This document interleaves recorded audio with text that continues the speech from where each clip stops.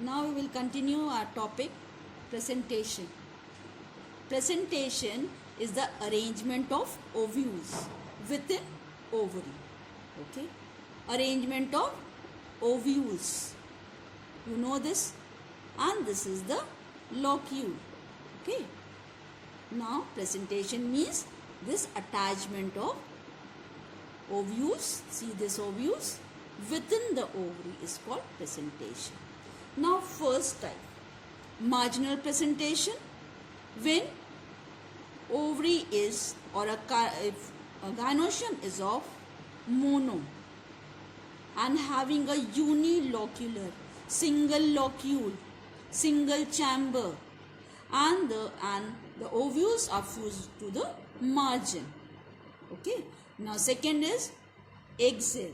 Axial or axial placentation, when the carpel is or gynoecium is multi-carpellary.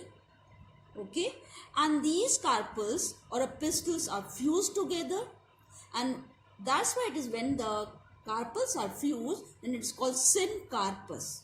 Okay, and the syncarpus ovary, because of the syncarpus character and multicarpellary character, chambers are formed, and these chambers are called multiloculars. Many locules are there, many chambers are here. Okay, and here see this chamber having two ovules which are attached at the center or the axis.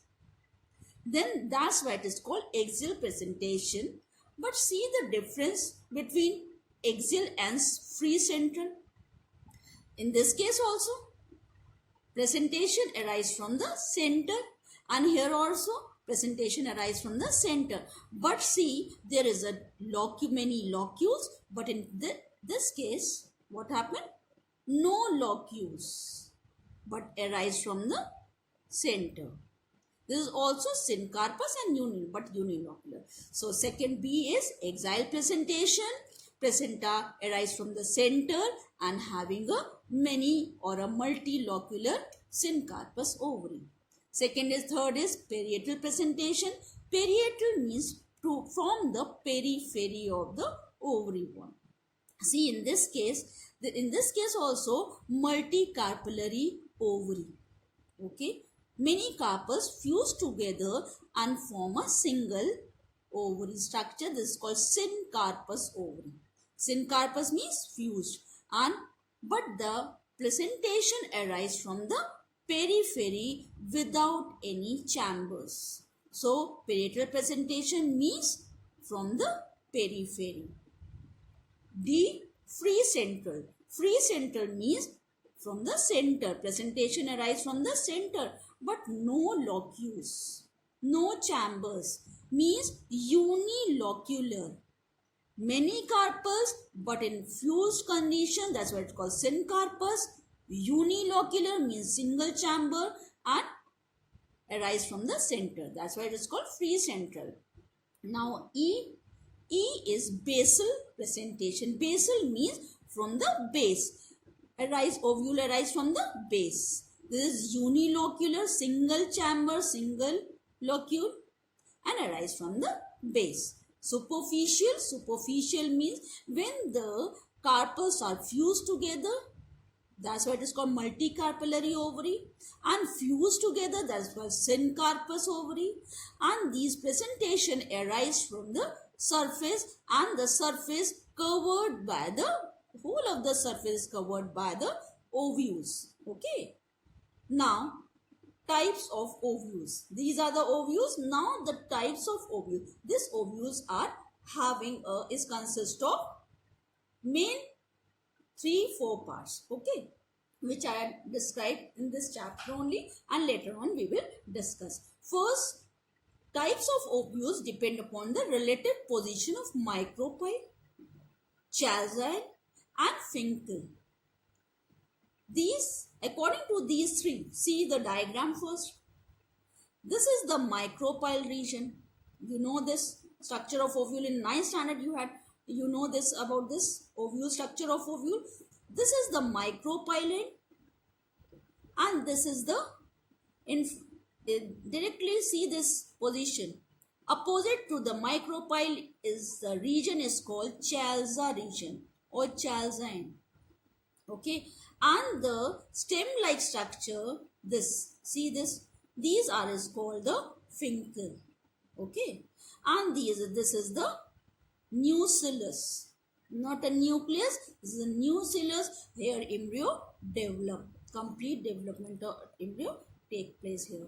Okay, this is the nutritive part which is absorbed later on. Now see, according to these three position, micropyle, Chalza end and finkel, we will describe here, give the types or describe according to the structure of these or the position, relative position of three: micropyle, Chalza and finkel. When these three, micropyle, Chalza and finkel, in a straight line, then it is called orthotropous. Okay, orthotropous ovule.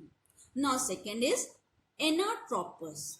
Anatropous, when this turn and move in 180 degree, then micropyle and Chalza comes in a straight line. See, micropyle and Chalza in a straight line, whereas micropyle and finkel come close to each other, okay, at the base, and that's why it is called anatropous. 180, see the degree, 180 degree, okay. Now campylotropous. Campylotropous means curvature form. This is the nucellus portion now. The nucellus form a curvature. Because of this, the position of the funkel is 90 to Chalza. 90 to Chalza. 90 degree angle is formed between funkel and the Chalza. Okay. And this micropyle and funkel lie at this parallel position. Now, hemitropous. Hemitropous means when this ovule turns to 90 degree or comes horizontally to the funkel, then it is called hemitropous. Hemi means half or the 90 degree. This is a 180, but this is 90 degree only and horizontal to the funkel. That's why it's called hemitropous ovule. Now amphitropous. Amphi means both. You know this word. Amphi, both. Both the ends are bent on both the side. Nucellus turn like this, form a curvature and bends both the side. That's why this become a horseshoe shape. Horseshoe shape, then it's called amphitropous. Okay. Now cercinotropous, this forms circle. Okay. Funkel, see the funkel? Funkel is long so that they circles the body of ovule. Okay, funkel is too long, so they become so they form a circle around the ovule. Okay, and thus that's why it is called cercinotropous. These are the types of ovules.